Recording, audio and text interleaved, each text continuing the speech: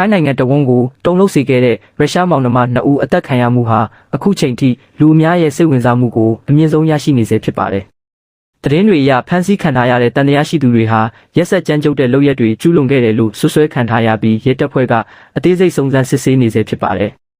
ဒီအမှုနဲ့ပတ်သက်ပြီးထိုင်းလူမှုကွန်ရက်တွေမှာတော့တရားခံတွေကိုဥပဒေအရအပြင်းထန်ဆုံးပြစ်ဒဏ်ပေးဖို့တောင်းဆိုတမ်းတွေဆက်တိုက်ထွက်ပေါ်နေပါတယ်။အမှုကိုမြ мян ဆက်ဆန်းစစ်ဆေးပြီးတရားမျှတမှုဖော်ဆောင်ပေးဖို့လည်းပြည်သူအများစုကမျှော်လင့်နေကြပါတယ်။တစ်ချိန်တည်းမှာပဲလူမှုကွန်ရက်ပေါ်မှာပြန့်နှံ့နေတဲ့ပြောဆိုချက်တချို့ကိုတော့တရားဝင်အာဏာပိုင်တွေနဲ့ယုံကြည်စိတ်ချရတဲ့သတင်းဌာနတွေကအတိမပြုရသေးတာကြောင့်သတင်းဖတ်ရှုသူတွေအနေနဲ့အချက်လက်မှန်ကန်မှုကိုတေချာစစ်ဆေးဖို့လည်းလိုအပ်ပါတယ်။